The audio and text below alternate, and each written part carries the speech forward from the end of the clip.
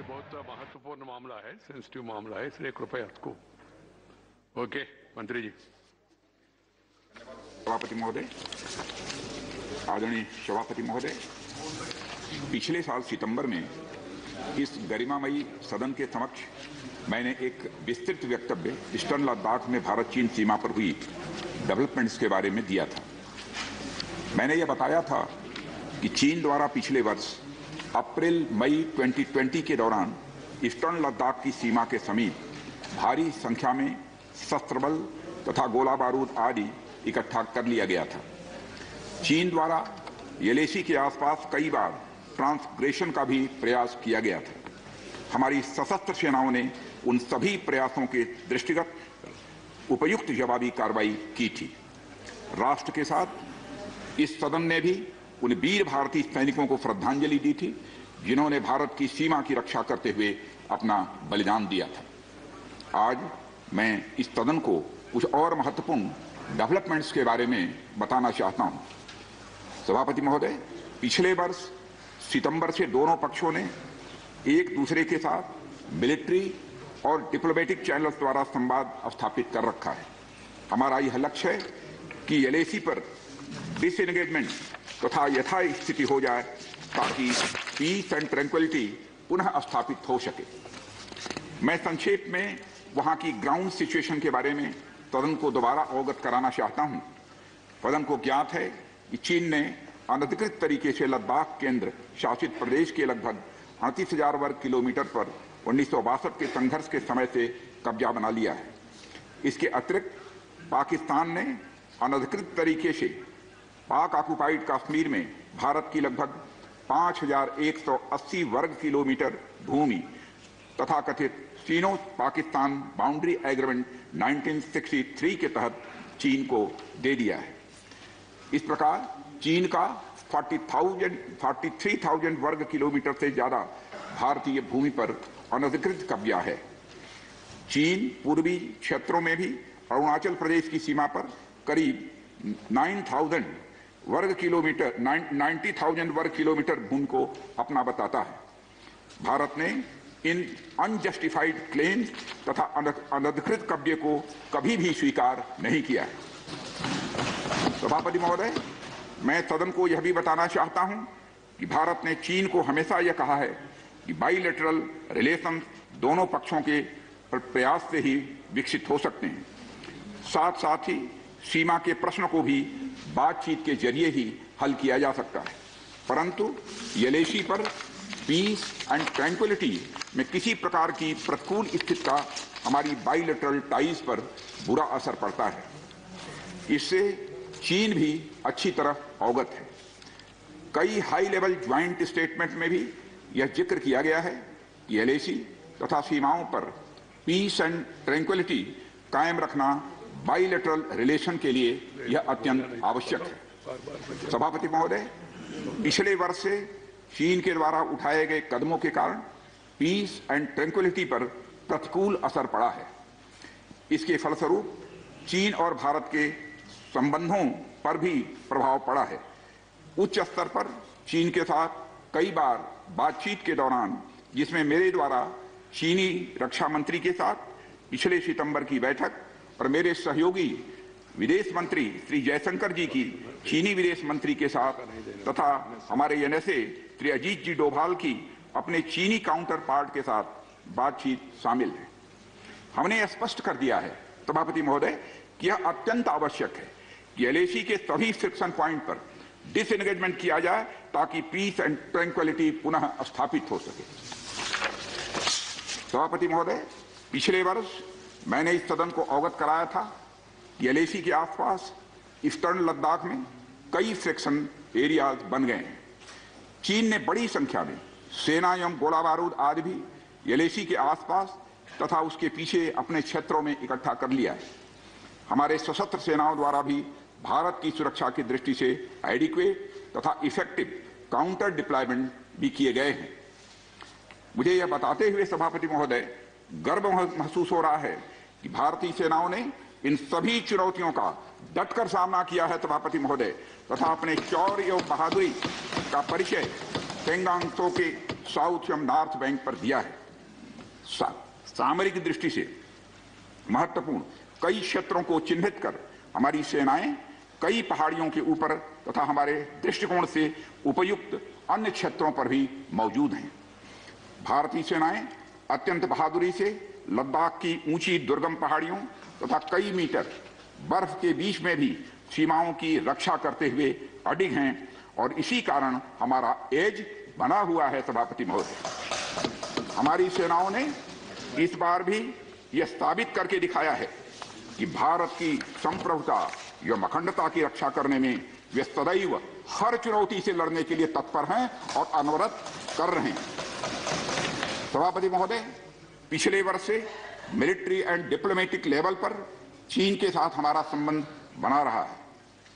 इस बातचीत में हमने चीन को यह बताया है कि 3 सिद्धांतों के आधार पर हम इस समस्या का समाधान चाहते हैं। फर्स्ट, दोनों पक्षों द्वारा एलएसी को माना जाए और उसका आदर किया जाए। दूसरा, किसी भी पक्ष द्वारा यूनिलेटरली स्टेटस को बदलने का प्रयास न किया जाए। तीसरा, सभी समझौतों का दोनों पक्षों द्वारा पूर्ण रूप से पालन किया जाए। सभापति महोदय, फ्रिक्शन क्षेत्रों में डिसएंगेजमेंट के लिए भारत का यह मत है कि 2020 की फॉरवर्ड डिप्लॉयमेंट जो एक दूसरे के बहुत नजदीक हैं वे दूर हो जाएं और दोनों सेनाएं वापस अपनी अपनी स्थायी या मान्य चौकियों पर वापस लौट गई। सभापति महोदय, बातचीत के लिए हमारी स्ट्रेटेजी तथा अप्रोच माननीय प्रधानमंत्री जी के इस दिशा निर्देश पर आधारित है कि हम अपनी 1 इंच जमीन भी किसी और को नहीं लेने देंगे। हमारे दृढ़ संकल्प का ही यह फल है कि हम समझौते की स्थिति पर पहुंच गए हैं। इन दिशा निर्देशों के दृष्टिगत सितंबर 2020 से लगातार मिलिट्री एंड डिप्लोमेटिक लेवल पर दोनों पक्षों में कई बार बातचीत हुई है कि इस डिसएंगेजमेंट का म्यूचुअली एक्सेप्टेबल तरीका निकाला जाए। अभी तक सीनियर कमांडर्स के स्तर पर 9 राउंड्स की बातचीत हो चुकी है। राजनयिक स्तर पर भी WMCC यानी working mechanism for consultation and coordination of India China border affair के तहत भी बैठकें होती रही हैं। सभापति महोदय, मुझे सदन को यह बताते हुए खुशी हो रही है कि हमारे इस अप्रोच तथा सस्टेन्ड टॉक्स के फलस्वरूप चीन के साथ पैंगोंग लेक के नॉर्थ एवं साउथ बैंक पर डिसएंगेजमेंट का समझौता हो गया है। और इस बात पर भी सभापति महोदय इस बात पर भी सहमत हो गई है कि पैंगोंग लेक से पूर्व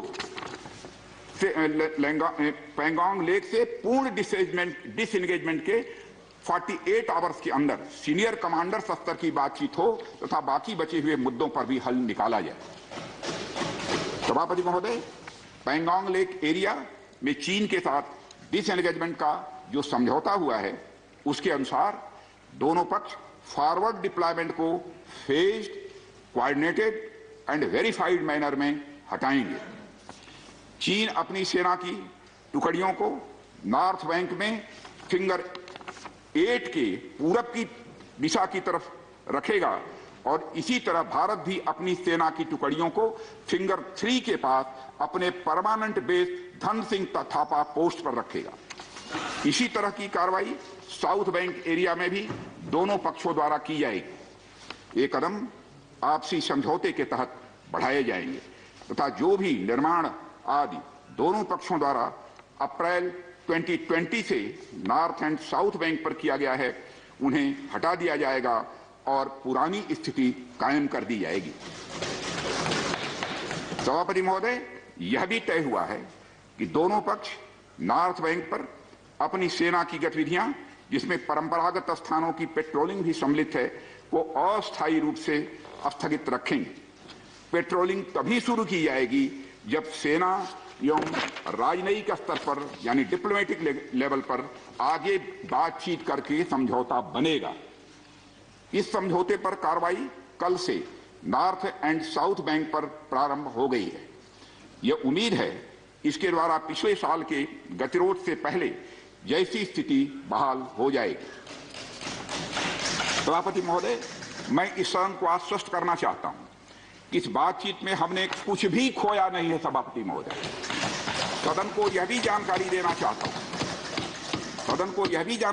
चाहता हूं, अभी भी एलएसी पर डिप्लॉयमेंट तथा पेट्रोलिंग के बारे में कुछ आउटस्टैंडिंग इश्यूज बचे हुए हैं। इन पर हमारा ध्यान आगे की बातचीत में रहेगा। दोनों पक्ष इस बात पर सहमत हैं कि बाइलेटरल एग्रीमेंट्स तथा प्रोटोकॉल के तहत पूर्ण डिसएंगेजमेंट जल्द से जल्द कर लिया जाए। अब तक की बातचीत के बाद चीन भी देश की संप्रभुता की रक्षा के हमारे संकल्प से पूरी तरह और अच्छी तरह अवगत है। हमारी यह भी अपेक्षा है कि चीन द्वारा हमारे साथ मिलकर बचे हुए मुद्दों को हल करने का पूरी गंभीरता के साथ प्रयास किया जाएगा। सभापति महोदय, मैं इस सदन से आग्रह करना चाहता हूं कि मेरे साथ संपूर्ण सदन हमारी आर्म्ड फोर्सेस की इस विषम एवं भीषण बर्फबारी की परिस्थितियों में भी शौर्य और वीरता के प्रदर्शन की भूरी भूरी प्रशंसा करे। और सभापति महोदय, मैं ये कहना चाहता हूं कि जिन शहीदों के शौर्य और पराक्रम की नींव पर यह डिसएंगेजमेंट आधारित है, उन्हें देश सदैव याद रखेगा। सभापति महोदय, मैं इस बात से भी पूरी तरह से आश्वस्त हूं कि यह पूरा सदन, चाहे कोई किसी भी दल का क्यों न हो, देश की संप्रभुता, एकता और अखंडता और सुरक्षा के प्रश्न पर एक साथ खड़ा है और एक स्वर से समर्थन करता है कि यह संदेश केवल भारत की सीमा तक ही सीमित नहीं रहेगा, बल्कि पूरे विश्व को जाएगा। सभापति महोदय, यह बात मैं विश्वास के साथ कह सकता हूं। धन्यवाद सभापति महोदय। जय हिंद। धन्यवाद। Thank you.